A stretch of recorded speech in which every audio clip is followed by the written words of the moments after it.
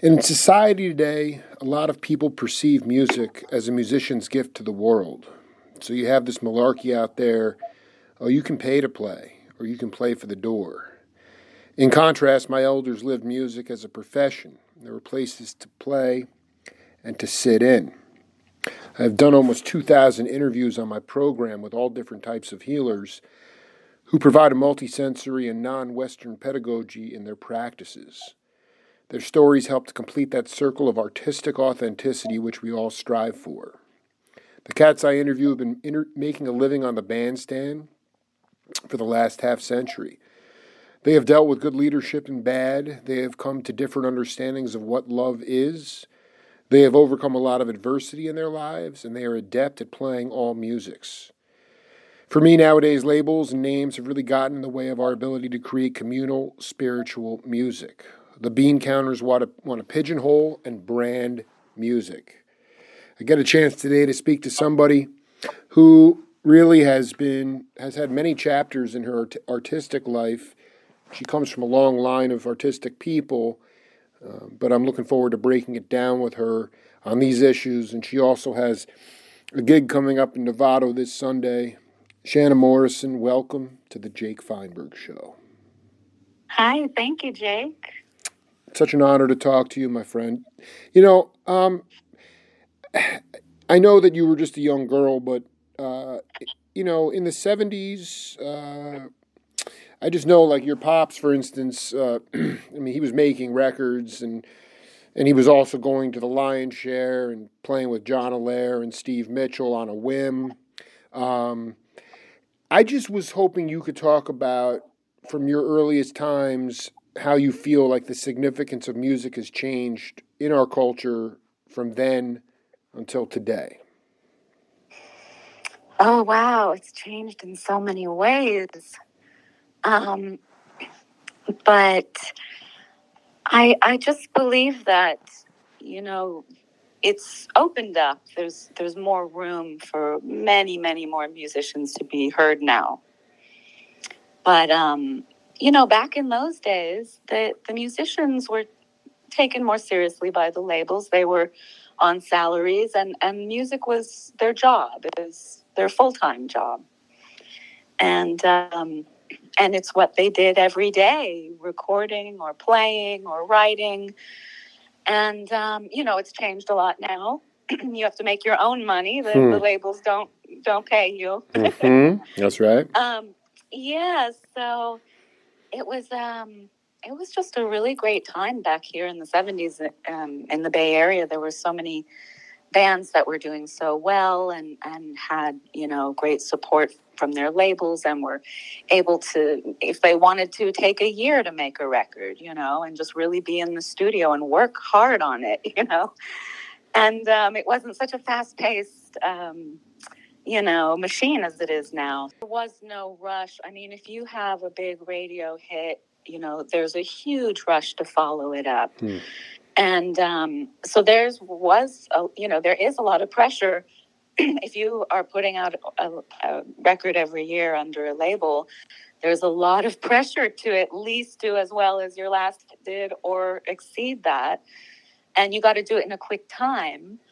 And myself, I'll write 50 songs before I pick the songs that I'm going to record. And there were albums like that for my dad too. Astral Weeks is one that he was able to write those songs over many years and play them out over many years and really develop them before he made that record. But when your label is saying we need another one and another one and another one, it's not going to always be that, in depth, and you're going to have to just write another 12 songs and put them out, I wonder if you can talk a little bit about, I had a dear friend, an amazing musician named Neil Casal, who unfortunately took his life a few years ago before COVID, and nobody really saw it coming. He really, he kind of started his career when you did in the 90s, and it was sort of this, and then he had sort of morphed into this other career doing more instrumental music, but he was really in a singer-songwriter bag for a long time. I just wanted you to talk specifically about your own career, you've been doing it quite a while, and I just wonder, is that, do you still embrace the earlier part of your career? Some people just want it to go away, and they're into their new thing, but Yeah. I just wonder, like, music has cumulative results, in the sense that, something you might put out a tune and it doesn't necessarily resonate right away, but then it takes off 40 years later. I just wonder about how you've grown as a musician and whether you lean into and embrace your younger years on the bandstand. Gosh, well, I never had as much pressure because most of my CDs are independently released, so I never had that kind of pressure of hurry up, there's a deadline, we got to get this out by April, and all this stuff that they make up in the music business. They make it up, yeah. Yes. Yeah.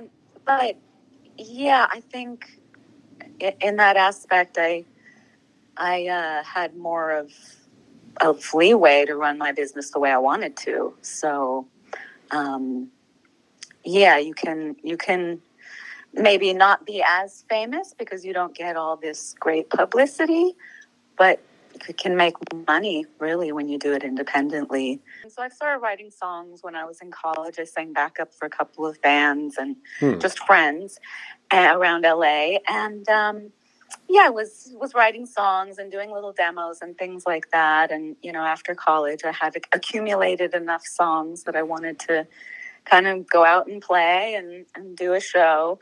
But now I don't think there's really much of those songs that I wrote, in my 20s that I play now. There are a few covers that I still play from the very beginning. But yeah, it's hard, decades later to it's so interesting. Yeah. That you felt so strongly about when you were 22, Can we just go back to that time though, even though you don't break those songs out on the bandstand now, what was sort of like, can you talk about your creative process at that time? Like how the germs of the songs, how they, even one song specifically, like, because that to me was like the beginning of you sort of plugging into your purpose in life. Yeah. I think one of the first songs I ever wrote was called Don't Call Me Sister. And it was a guy who I liked, and he told me he loved me like a sister. So things like that, little things that happen in your life, and kind of you write a little song about it, or even, my friend met her husband at the carnival. They both worked at the carnival. So I wrote a song called House of Mirrors about them and how they met and their little story. And, it was just what was going on back then in my life and around me. So a lot of it was relationship based, but what about poetic stuff? Like, I'm curious about like, this is the Cliff Notes version, but when I interviewed Rick Slosser, the drummer, he talked about this insane story, which I will send you. Basically, long and short of it, he was playing with Barbara Moritz and Lamb. He got a call that Van was doing, I think, Hard Nose to the Highway up in Fairfax or wherever you grew up, and he showed up in the first 2 days. It was Ronnie Montrose, and I forget the bass player's name, but David Hayes, probably. No, it was somebody else. It was another cat. I'll get the name for you. But like your dad basically was like almost catatonic on the couch for almost 2 days doing nothing, and then they I remember Rick said at lunch like the third day he's like, guys, I don't know if I can do this anymore. I'm like, I maybe I'll give it another day. And your dad got up and was like, you guys know Hound Dog?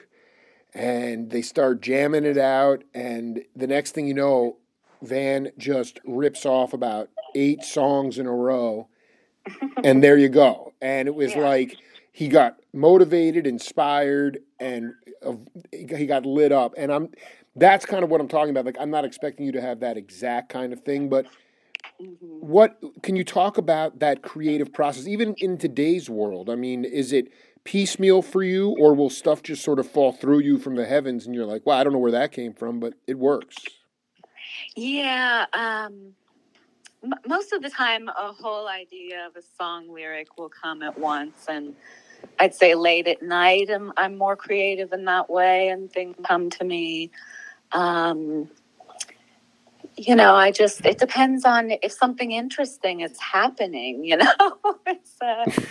but for my dad, if he has writer's block, it means he only wrote 10 songs that week. So it's a whole different ballgame there. So. But I mean, he was literally like not communicating with the cats for a couple of days. Like it was a little bit unnerving, like, because, Rick had never met him. He's like, what is going on? And then just this one day, this bolt of electricity came through him. One thing I would like you to talk about a little bit is your grandparents. What was the record store? Where was the record store? What was the name of it? And you talk a little bit about like sort of your early influences, what you were hearing on, in that store. I mean, it was kind of revelatory to me. Yeah, Caledonia Records was in Fairfax in Marin County. Wow, it was called Caledonia Records. Caledonia Records in Fairfax. Yes. Oh, this is so great. And it was a cute little record shop. My grandfather did the stocking and the buying, and my grandmother kind of ran the cash register. And it was a nice local spot. He had jazz and blues and country and western sections, and then he had pop and rock section. But he was my grandfather was very much into jazz and blues and country. Wow. And it was kind of my first little job, like on the weekends. When I was maybe 7, 8 years old, I started learning how to give change and do the cash register. And, I'd do the customers, and my grandmother would stand by and watch and make sure that I was giving them the proper change. But at the end of the day, then I would get to pick a record as my pay for working there. I love this. And, this is so beautiful. In the beginning, it was like the children's section. I would buy Disney records or Free to Be You and Me or that kind of stuff. Absolutely. Electric Company, yeah. Right. Yeah. And then when I started to get a little older, like closer to 10 years old, then I was like, I want Led Zeppelin and I want, AC/DC and stuff like that. My grandfather was like, absolutely not. That is not music, and that is not for you. Wow. And he would march me over to pick something out of the jazz or blues or country sections. And then as I got a little older, like 12, I started to convince him, like, what about Ricky Lee Jones? Yeah, Ricky right. Lee Jones is jazz, Grandpa. And he'd kind of be like, oh, okay, you can have that one. Or Steely Dan, Grandpa, that's jazz, Absolutely. I mean, I want to be clear, though. Your grandpa wasn't opposed to buying that stuff he didn't consider music. He just didn't want you filtering through your ears. I mean, he had it in the store, right? Yeah, he said, that's just noise. But yes, he had That's just noise. Is his name George Morrison? That was his name? Yes. Oh, my. I need this guy, man. What a legend, man. I know. Oh, my God. I mean, seriously, like that. I realized that jazz was popular music when he was really in his formative adult years. I just dig. Yes. I would have loved to have gone through that store because it must have been really highbrow in terms of like the selection. And the fact is, I mean, in some ways, a lot of that stuff, I mean, there are so many Zeppelin tribute bands today. I mean, obviously that music resonates with people, but quite frankly, I find it a bit noisy myself. I love the guy. I really are. I mean, did they, can you talk about how their relationship with your father, in terms of like, clearly they understood. I mean, I guess the better question is, maybe they didn't understand him completely, but did they respect him?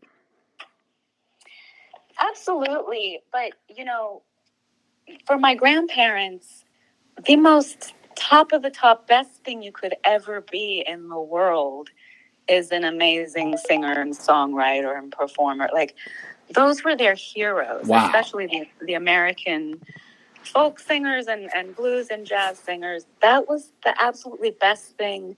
So, as a child, my dad and even myself, from my grandparents, you would get so much praise and approval for singing a song or doing a little performance or, something like that, more so than praise for getting an A in school or Absolutely. I love this. Something. I love this. Yeah. So it was really something that was highly respected and celebrated in the family. If you could play an instrument or sing a song or, anything like that, it was, in Ireland, the families sing together in the pubs, they have sing-alongs. So it's just very common for everybody to be into that.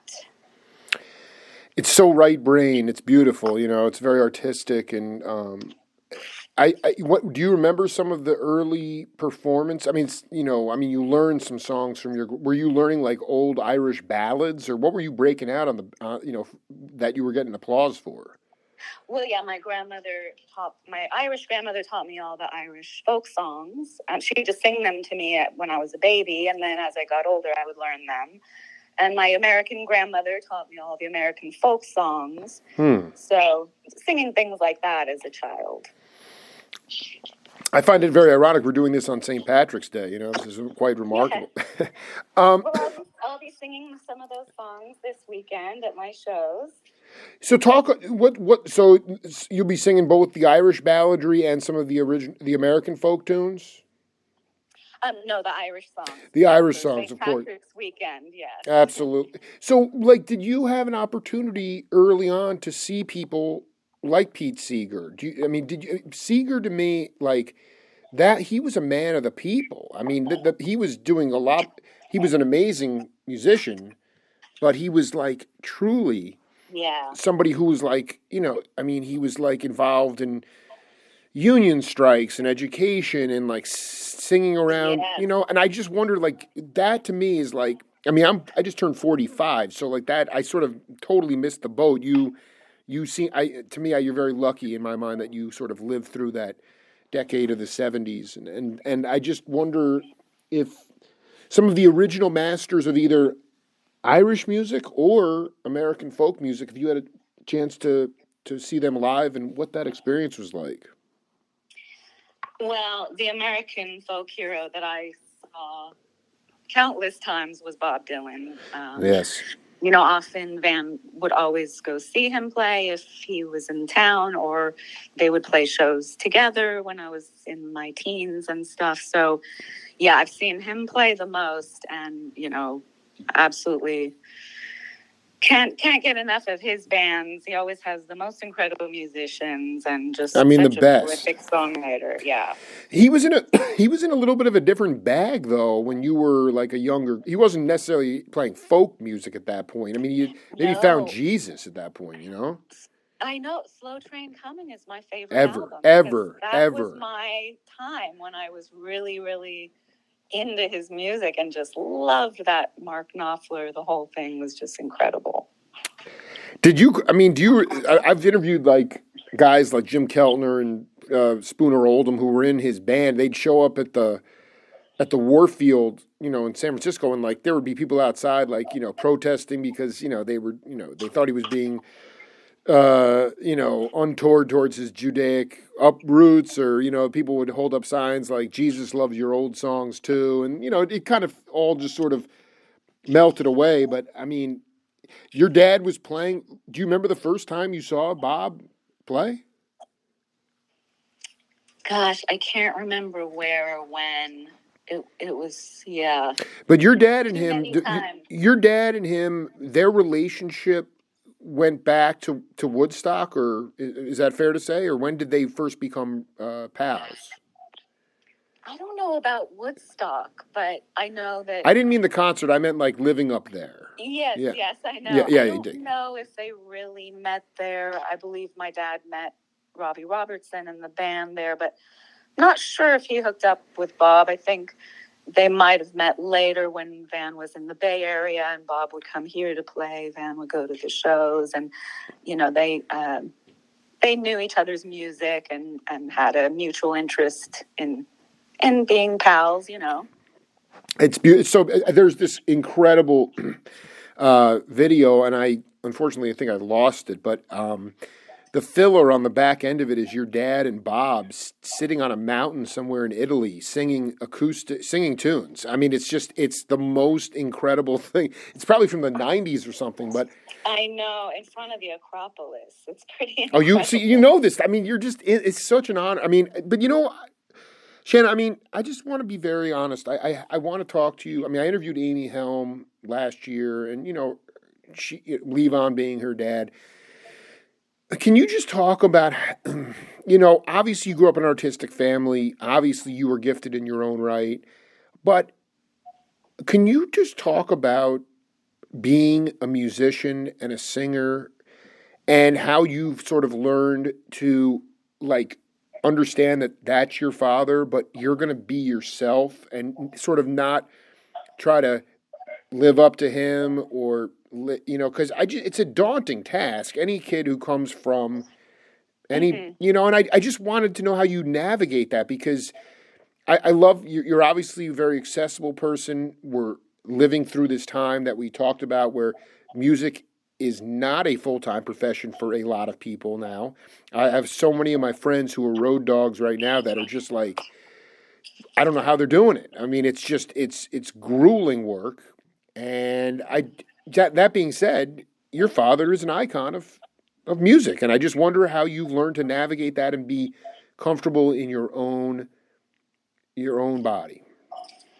Yeah, well, you got to try to do something different to distinguish yourself. And I mean, I think I'm lucky that I'm a woman and he, he's a man. So our voices aren't going to sound exactly the same like you get with Julian Lennon or Ziggy Marley or someone, where it's really harder to distinguish yourself. That's right. Interesting. So, yeah, I think, I was conscious to when I was starting out, try to make a different type of music, more pop and with a twang and stuff that he just wasn't really doing. And so that helped me kind of distinguish myself too, so I didn't have to explain why I'm doing a female version of my dad, I think it's beautiful. So you, let's just talk about those distinguishable things outside of gender, your voice sounding different. When you talk about a pop tune, I mean, what is your dad wrote a lot of tunes that, frankly, I mean, obviously they got a lot of airplay, and then there were other tunes that were actually that never got into the sort of ether, so to speak, but they were commercially friendly. How yeah. And I just wonder about your own pop sensibilities. Maybe I'd love you to talk about that, because to me, well, go ahead. The floor is yours. I mean, can you talk about how you, because everyone's like, oh, you got to, every time you're like, well, I would say, I think when he had radio hits, they were more folky and jazzy sounding than the radio hits of the day of other bands. Absolutely. It was always a little more on that side. For me, in the 90s, starting out, pop was,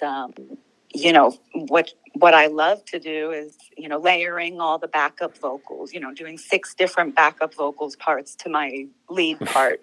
Things like that, where it just sounds more produced and more shiny and big, and like you got a ton of people there in the studio. And, Van's approach has always been a live approach. If you're in the studio, you're all playing at the same time and not a ton of overdubs. And, if I love that, man. There, I did. I know. He just wants to do the first take, second take, done and done, Yeah. Sounds fresh, it's done. And that dude was also, I mean, he was bringing in all the cats I've interviewed back in the day, all the jazzers, Richard Davis and all these. So the music did have a more sophisticated approach to the radio, but than most bands, but still Moondance, there's a swing feel to that. Did you can you talk about like a record that you can look back on and realize that I just would love you to point me in the direction of a record that you feel is indicative of, it makes you feel good still to this day when you hear it, and that it actually maybe did break through, and it is something that makes you sort of, it's Shana, you feel like it's you. Yeah, I think I really love the Seven Wishes album, which was produced by Steve Buckingham. Whenever I get a chance to work with a producer, it's always such a pleasure. And someone like him, I mean, he worked with Dolly Parton and Linda Ronstadt and, many, many wonderful female Unbelievable. artists. My God. So, yeah, he was so great to work with. I love the product. I really loved that whole project with him. And I had a song on that album called I Spy. And it had been on my very first release, independent release. But when I signed with Vanguard, they insisted that I re-record this song because they thought it was going to be the hit on the record. And so we re-recorded it. They ended up picking a different single. I don't know why. But we had a French artist named Ophélie Winter. And at the time, she was very big in France. She was kind of like the Madonna of France. She had different hairstyle every day and was, very... She was out there. Yeah, I dig. Yeah. Not a lot of clothes on and stuff in her advertisement. But, so she actually picked up the song and they translated to French as far as they could get the rhyme scheme, and more so than the exact wording of translation.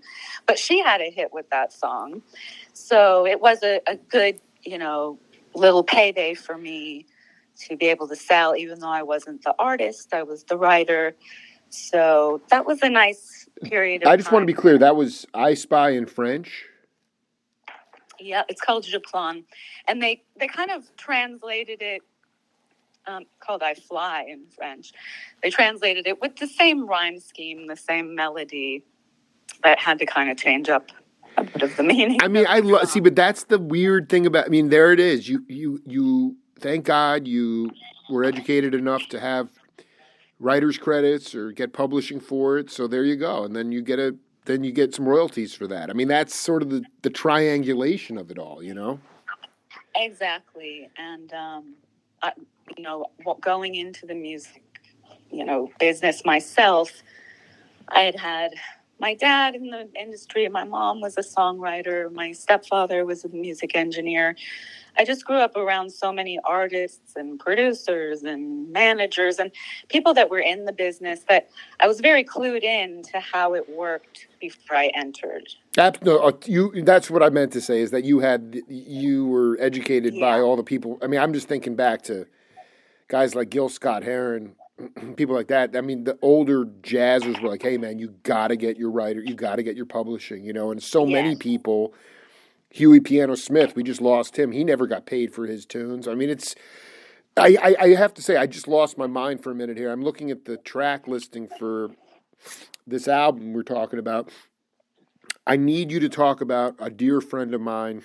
You guys collaborated on the song Connection, Narda Michael Walden. Oh, yeah. That man is pure electricity and love.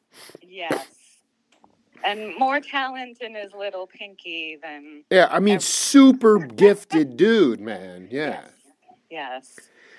Yeah, I sat down for a couple of writing sessions with him, and I think we wrote like 9 songs in a couple of days. 9 songs in 2 days. That's pretty good. He was at the piano, he just kept saying, throw out another title. And he's just, super energetic, such a lovely, lovely person. Were you at Tarpan Studios for that? Or, I mean, this, yes, I mean, at the studio in San Rafael. Mm-hmm. Can you talk, did you have, let me see here. This came out 2002. And I'm looking here, and there's guys like Reggie Young who are last I remember, that was like he was like Nashville kind of cat. I mean, did you record? Yes. Did you record this in different areas, or I mean, can you? No, Seven Wishes I recorded in Nashville, and I used session players there. Steve Buckingham kind of put together that session for me. I didn't want to produce my own CD for Vanguard, and they didn't really want me to produce my own CD. And I had been wanting to work with Steve since way before when I had another deal that I was trying to sign, and that fell through. So it was like I finally got to work with Steve, and he just put together some immaculate players, and that was also very quick. The whole record was like 5 days, and we were out. Well, I mean, there's a lot of. I'm just curious. I know we talked about your dad having his certain way of doing it, but would you say that there were minimal overdubs, or was there? Did you cut things and sort of layer them? No. The band just tracked the songs. I mean, that's another instance of one or two takes. The band tracked, and I did my little, all my little background vocals, overdubs. But yes, no, it was very much live. That whole record. I love that. That I do feel like that is essential in some ways. I mean, can you just talk about your mom a little bit? I didn't know she was a songwriter. Yeah, she did. She was a backup singer when she lived in Marin, and then she moved to LA and she started getting into writing more, and with a writing partner, and they had some placements for like movie soundtracks and television soundtracks and things like that. But they were in LA in the 80s writing like melodic rock kind of stuff. What is her name? This is so hip. What band was she singing in Marin? Well, she had a kind of background girl group. And what was do you know the name of the group? I mean, this is real. It was called Sweet Tooth. Oh my God! Where are the tapes, dude? They did backups for like Norton Buffalo, Jack Mack and the Heart Attack. Oh I think they did some backup for Huey. I just got live gigs around Marin. Totally. Is there? I'm just curious. Like, and what? Tell me her full name. What's her name? Janet Minto. So, do you feel? I mean, it's just interesting. Like, my daughters, they've grown up in separate households for the last 5 years, and in some ways, like, it's been a little more cathartic in the sense that they've been able to see their parents for who they really are, and I just wonder, like, as a girl, if you look back on, I mean, clearly your parents loved you equally, but did you feel like that it was better to not live in sort of more of a nuclear family situation, especially with the fact that there was just so much art and travel and touring and sometimes insanity going on? I just wonder, looking back on that, if you feel like if your parents did the best they could. Yeah, I think, oops, sorry. I think that, my mom tried to provide a pretty stable, steady household.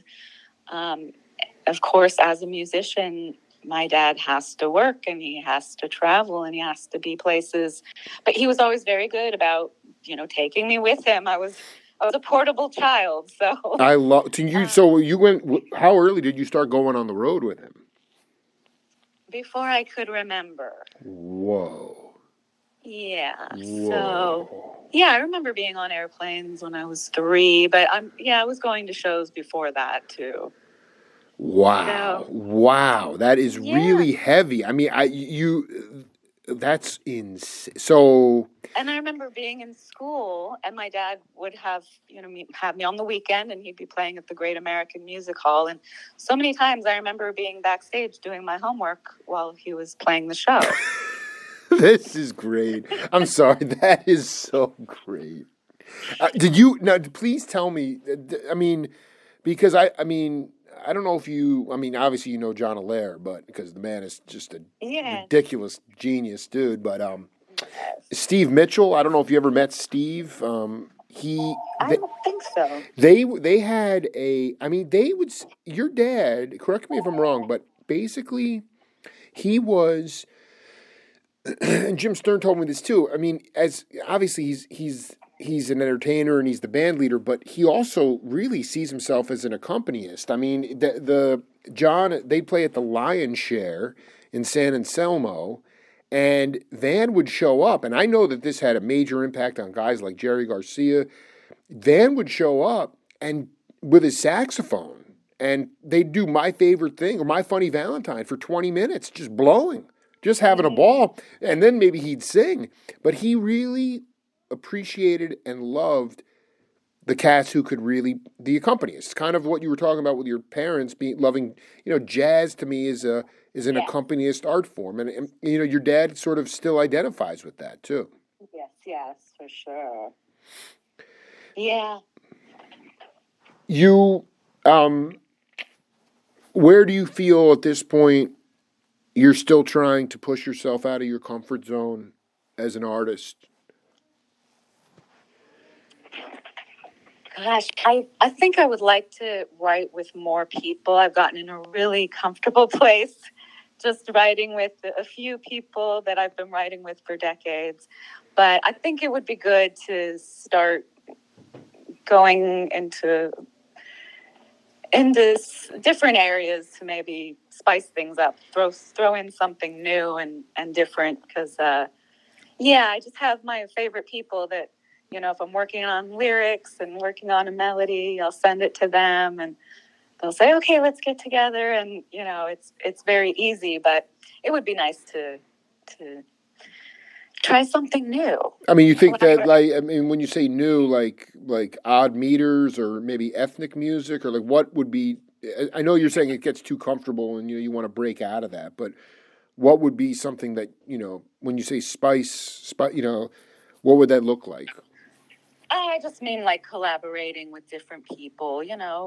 Everybody's got their own unique something they bring to the table when you're collaborating. So, yeah. But people that maybe you don't know as well, or people that right. might push you in a different direction that you otherwise, yeah. I mean, everybody I've ever written with, there was a first time when I didn't know them, and we wrote a first song together, and that's a kind of a fun thing that I've lost touch with. Right, I dig completely. I mean, if you look back at the lineage of your singing influences, do you play instruments too? I only play enough piano to figure out chords. Well, that's great. To write a song, so I can write down my chords. I don't know a ton of chords though, too. So sometimes I'll write with a guitar player or someone, because I'm like, this song needs fancier chords. I don't want it to be C, D, G, E, Absolutely. So, I'm not a great piano player, but I can figure it out enough to write down my little chart if I write a song. Who would you point to? And maybe it's not like you're sounding like them per se, but who were the lineage of your voice and the influences, the people that you really looked up to? What would be the combination of that influence in terms of your singing voice? I loved Dolly Parton, Ricky Lee Jones, Pat Benatar, Tina Marie. What about like Joni Mitchell? Yes, I love Joni, but the falsetto, I don't sing falsetto very much. And that was her back in the day. That's right. My favorite Joni Mitchell is Turbulent Indigo, when she has a really full, deep voice. I'll have to go check that out. Yeah, I'm still obsessed with the Free Man in Paris and that stuff. It's just, that stuff. But so Ricky Lee Jones, and what about black music? I mean, in terms of were you influenced by Tina Turner or Whitney Houston? Not that you try to sound like them, but sort of like that sort of R&B kind of bag. Yeah, I don't know if I would try to emulate or sing. I mean, of course, I love Aretha and Patti LaBelle and those people. I don't think I could sing like them, but I do know I kind of, was very much as a teenager also into Earth, Wind and Fire and Luther Vandross and like all these really great singers of funk. Soul and funk, yeah. Soul and funk. So, yeah, I love that music, and I would love to bring it into my world, but I don't think it's my bag. Absolutely. No, I mean, you don't want to, it's, to me, there's just sort of like that essence, to me, like at this point, I don't want to see, that's really the question I have for you, is that I see a lot of people that are playing music today, and they're going through a complete formula trip, and it's like they're playing the same song the same way all the time. Now, I'm not talking about like Tower of Power or Steve Miller or your dad, people that are already established, and you have people that are coming out and paying a lot of money to hear what they want to hear. But how do you keep stuff fresh so that you're not playing the same song all, in a formula trip kind of setting? Do you allow for, sort of people to stretch, take instrumentals, or, I mean, how do you keep people in the band engaged, and how do you keep if you yourself aren't getting off, then, you're not going to like the music. So how do you keep it so that it doesn't become some sort of formula trip? The band is free to play and solo and do all kinds of, creative stuff. It's welcomed and encouraged. We would like to have some musical hooks that we do in songs, but for the most part, it's a free for all, and that's how it keeps it fun, And we play the songs differently on different nights. If we have a different guest musician, they'll bring their own little special sauce to the mix. But it's a great camaraderie, and everybody's really comfortable with each other in band. They don't step on each other's toes. They really complement each other. And then sometimes if we get tired of a song, we put it aside for a while until we can think of a different arrangement to make it fresh again and bring it back later. I dig. Yeah. What are the most important qualities of leadership on the bandstand? They don't like to be told to turn down. That's my advice. Never tell your band to turn down. Right. They don't. So but obviously you play with dynamics. I guess, for a long time. I'm half joking. Yeah. My band doesn't play loud in the first place. But, I just think it's a personality thing. You got to find the right personalities to work with, as well as talent. It just, you spend a lot of time together, and a lot of it is just sitting around in a tiny, tiny little room. Absolutely. 5 of you crammed in there, or sitting in a van for hours and hours. So you got to really like each other and be able to talk music and play music and kind of live in close quarters and like each other. So it's more important than getting the most talented guy in the whole world if the other people in the band aren't too crazy about him. I remember Dave Holland told me that when John Coltrane joined Miles's band, he kept coming up to Miles and saying, "What do you want me to play? What do you want me to play?" And Miles kept turning his back on him. And Train finally figured out that Miles wanted him, he brought him into the band to be himself. He wanted him to play himself. Can you talk about a specific time in your career where you felt like you really owned that leadership quality? It's not an easy thing to do. I mean, there are so many people that become these sort of de facto leaders, but they want nothing to do with it. I mean, is there a specific sort of time when you didn't even realize you were, but looking back on it, you're like, wow, I sort of came of age because of that experience? We don't like to deal with platitudes on the Jake Feinberg show. We like to, something specific. I mean, anything to talk about because you're right. You're in a van. You're in all day. You're crammed in. You're basically on the bandstand for 2 hours a night, and the rest of the time you're with these people. But yeah, in terms of like, you got to be able to keep your cool. You got to be able to, not get emotional. Not, there's going to be flights missed. There's going to be. I've had a couple gigs where we traveled far, far distances and filled a house and still didn't get paid at the end of the night. Wow. Things like that. Wow. You just have to be able to take things in stride and really not let it infect the mood of everybody and carry on, and that's what you have to do if you're trying to lead something. And that's why a lot of people step back and go, I don't really want to be the leader. I'll be a part of it. But that's right. Well, I mean, also it's like, it's also like you sort of need to have some, do you feel like you, on those journeys that where you didn't get paid, was it because you didn't necessarily have the apparatus around you? I mean, the musician shouldn't be the one to have to determine if they're going to get the money or not. I mean, there was, right. I guess maybe did you have some? Did you not have the appropriate muscle? At one particular show, yes, I had a roadie that was kind of right, supposed to be the muscle. He went into the office and tried to get that money out of that guy, and that guy was crying, saying, I just lost it all betting on something. Oh. He took the money from the safe while we were playing and went and bet it, and then it was gone. So the guy's like, my roadie said, oh my God, I'm going to have to go tell Shana. And then the band is like, oh no, don't tell her.